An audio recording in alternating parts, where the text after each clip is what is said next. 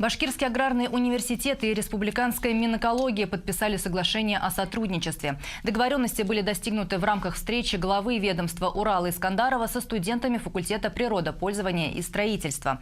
Как рассказали РБК Уфа, документ рассчитан на 5 лет. Он предусматривает повышение качества подготовки и переподготовки специалистов, их научно-образовательного уровня. Также планируются совместные проекты в области ремонта и реконструкции гидротехнических сооружений, поиска решения проблем качества питьевой воды, исследовательские работы по изготовлению макетов и моделей озеленения.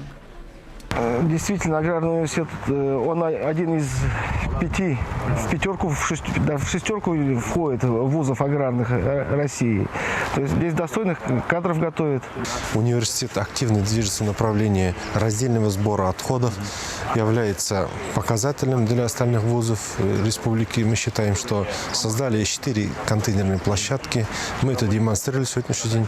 А соглашение подписанное позволяет нашим студентам проходить стажировки, практики и совместно налаживать тесное сотрудничество.